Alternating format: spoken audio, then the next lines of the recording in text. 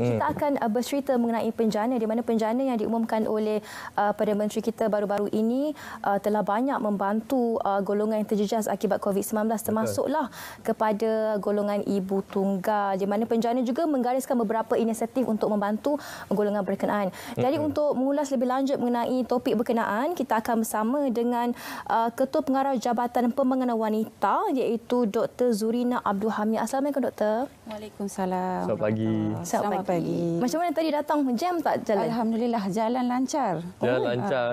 Sepatutnya dah jam kan sebab ramai orang. Itulah. Alhamdulillah rezeki. Tak belah rezeki doktor. Dipermudahkan urusan doktor sampai ke Angkasa Puri hari ini. Baik, doktor. Keberkatan Jumaat ni. Kita berbalik kepada persoalan kita pada hari ini, iaitu penjana, bantuan khas ibu tunggal.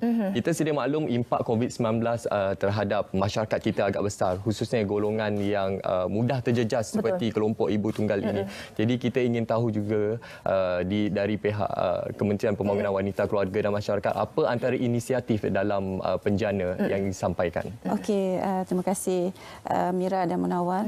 Pertama sekali saya ingin menyampaikan ucapan terima kasih Kementerian Pembangunan Wanita dan Keluarga kerana memberi peluang kepada kami pada pagi ini untuk berkongsi serba sedikit info berkenaan dengan penjana.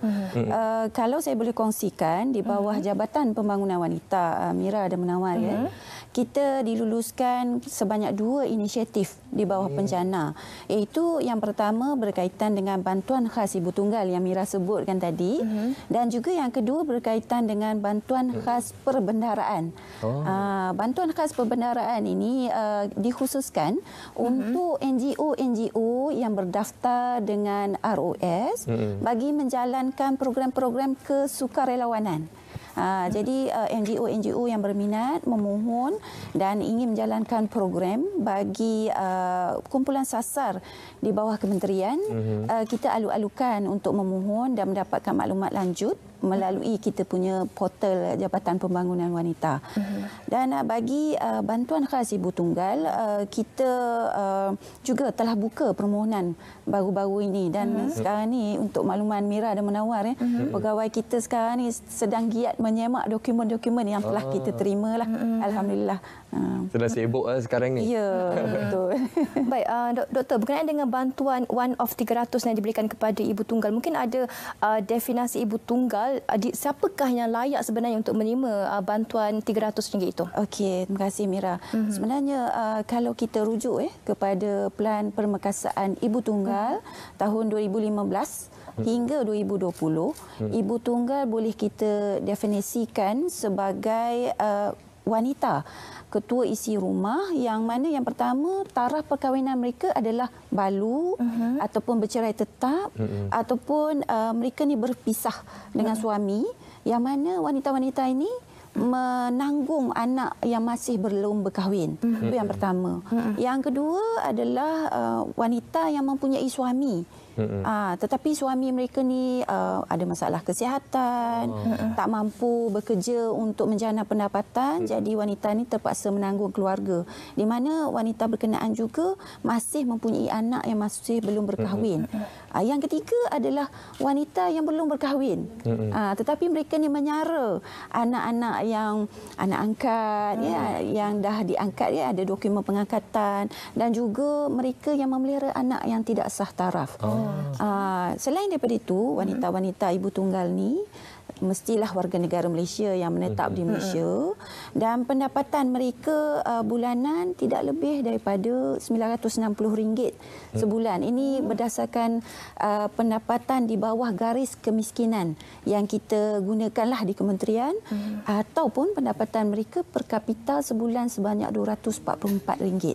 Jadi dia melihat kepada tanggungan wanita berkenaan lah. Kita lihat memang pendefinisian ibu tunggal di bawah kementerian memang sangat luas dan spesifik. Jadi kita ingin tahu juga, mungkin boleh kongsikan kepada penonton berapa ramai jumlah penerima bantuan khas ibu tunggal ini, dan adakah mereka perlu mengemukakan permohonan ataupun terus dikreditkan di dalam akaun?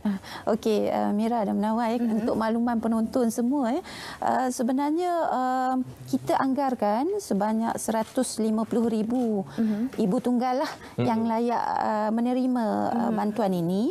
Dan 150,000 ini sebenarnya berdasarkan kepada sebahagiannya berdasarkan kepada pengkalan data Jabatan Kebajikan Masyarakat, khususnya ibu tunggal yang menerima bantuan khas kanak-kanak. Jadi mereka yang telah menerima bantuan khas kanak-kanak ni, mereka tidak lagi perlu memohon. Automatik lah. Kita akan ambil daripada database berkenaan lah.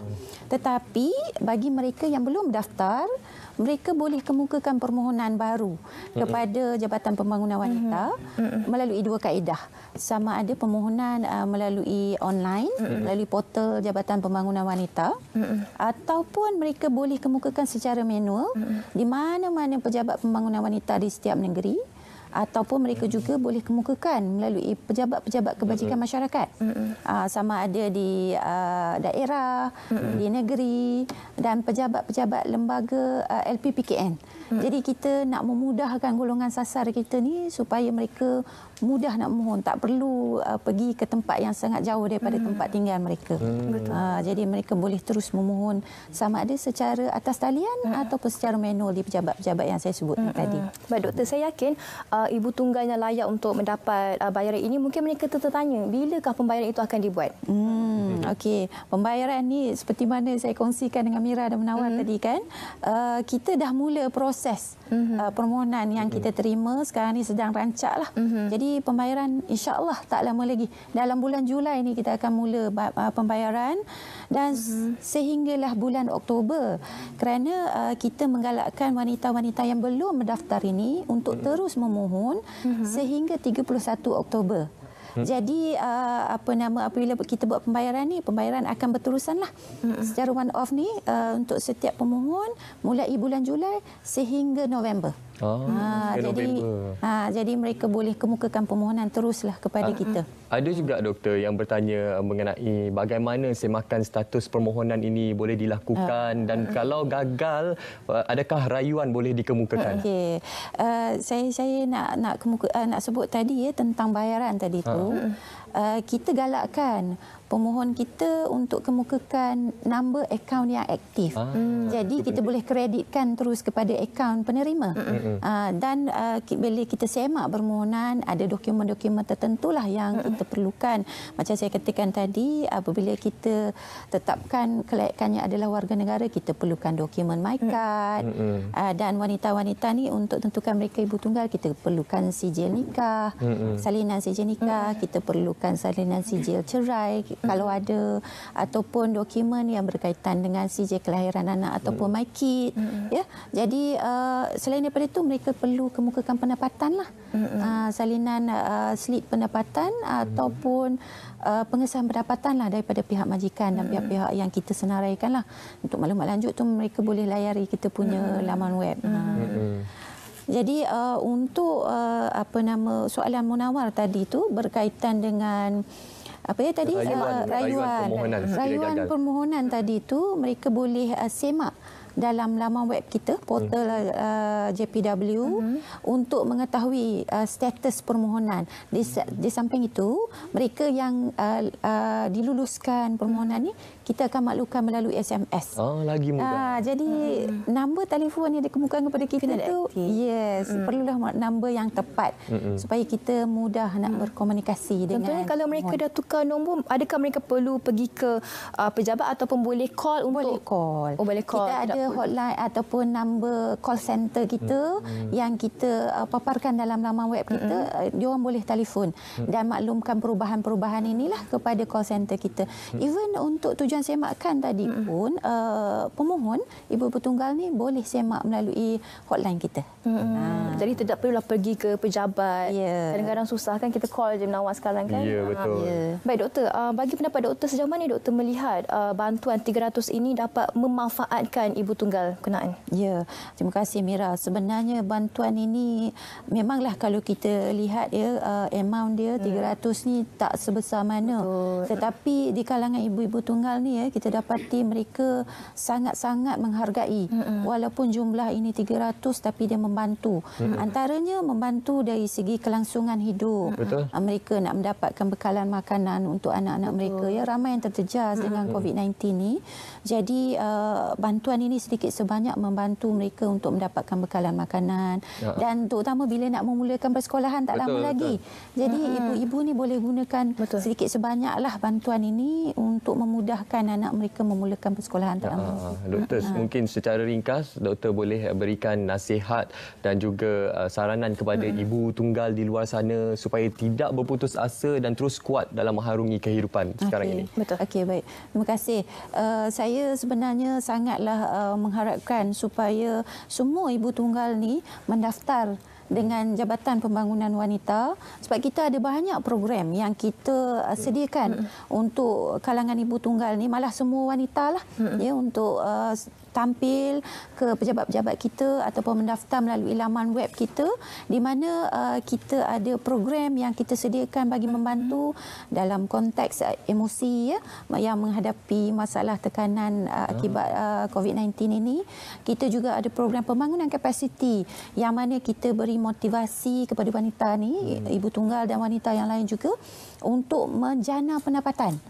Kita ada program-program begitu dan di samping itu kita ada juga program-program yang kita memberikan perlindungan kepada wanita yang menjadi mangsa, contohnya mangsa keganasan rumah tangga, mangsa sexual harassment, gangguan seksual dan sebagainya. Jadi kita memang banyak program yang kita sediakan kepada wanita dan kita mengharapkan supaya wanita-wanita ni terus cekal, tabah dan kita sedia membantu sepanjang masa untuk membantu wanita-wanita ni mengharungi kehidupan seharian, terutama mereka yang terkesan akibat COVID-19 dan juga khususnya ibu tunggal lah dalam konteks perbincangan kita hari ini. Terima kasih doktor atas perkongsian mengenai penjana yang diberikan kepada ibu tunggal dan diharapkan agar bantuan yang diberikan oleh kerajaan ini dapat memberi manfaat kepada golongan yang terjejas akibat COVID-19.